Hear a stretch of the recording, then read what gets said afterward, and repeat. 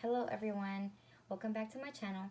I wanted to show vintage artist trading coins that I did for Kelly's 7 Kids Crafts or 7 Kids Customers Create a Facebook group. We make 8 coins and they have to be 2.5 round flat. So the theme this time was to make them vintage. I've never really worked on with vintage. I've tried doing some maybe cards with a vintage feel, but it's not really something that I've done. So I wanted to try it out, and I had this photograph that my husband and I had taken at Cannery Row in Monterey Bay, California, and I of course changed it to a sepia color. I reduced the size significantly, and so here was the picture, and it was actually more colorful, but I made it more of a sepia tone, and then this one I actually did it a little more brown, and the ones that didn't come out as good, like this one has these funny lines on it from my printer, so then the ones that did come out, I actually fussy cut those and I glued them here. But first I distressed with this little dauber using this Distress Vintage Photo ink. After fussy cutting, I would, if some of them, I actually glued some of this rice paper. Some of them have different designs. This rice paper I actually got from Kelly's shop. And yes, this piece right here from Stamperia, I believe the name of the company is. Just a moment. It's a decoupage rice paper. So I got that from Kelly's 7kidscrafts.com store, and I mod podged it with this from, I got this from Target actually, and I Mod Podged it only on the certain parts that I was gonna glue. Use that rice paper. I glued it from the bottom and then from the top. After that, then I will glue the picture. And then I added, let's see, these from Tim Holtz. So clipping stickers, and they have different words. I think it came with 4 sheets, so I just used random ones from this Tim Holtz Idea-ology stickers. Let me see. For some, oops, I dropped something. For some, I use this stamp here, this one here, and I used it with Stays On Timber Brown. I used, let's see, this one from Gilda Stamps, this little clock here. I'm dropping stuff. Whoops. Oh yeah, sorry. To glue the picture, I did not use a Mod Podge because it is an printed image. So I used the glossy accents to make sure it's really like stuck on there. And I think because it's like that, it makes it more of a 3D image, even though it's pretty flat.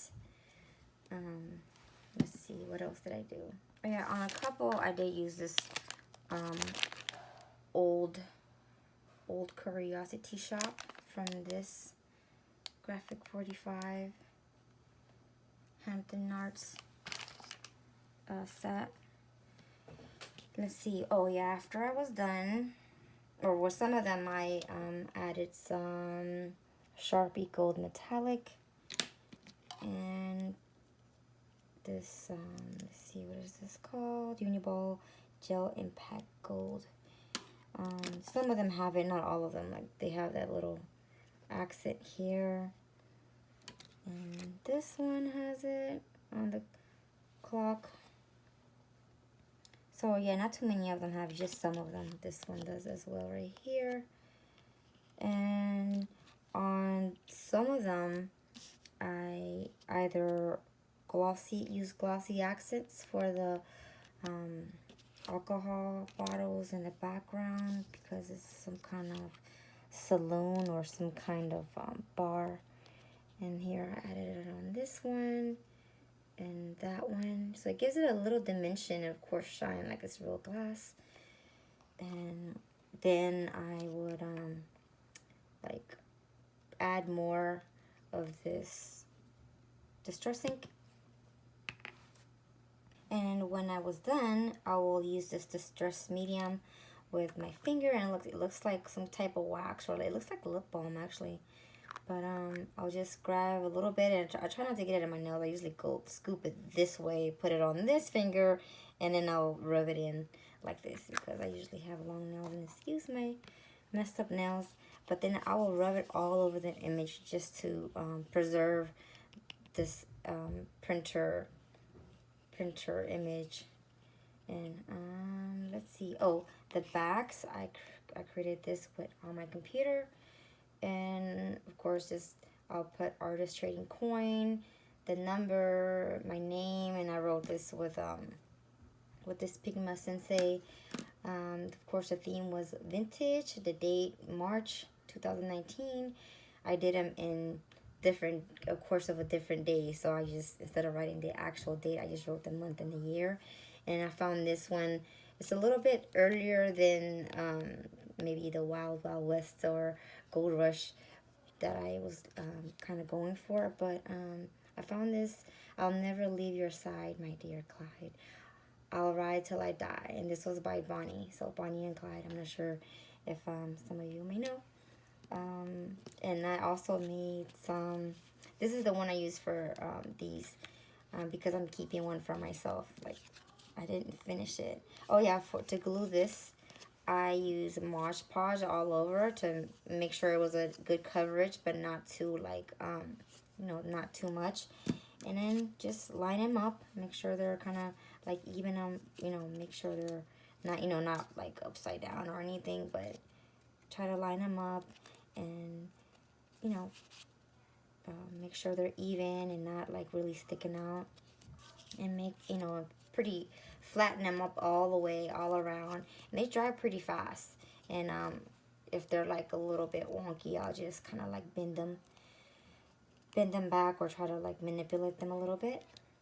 But I prepared for maybe the next one. I also made this one, actually like this one more than this one, because I didn't mess with the art.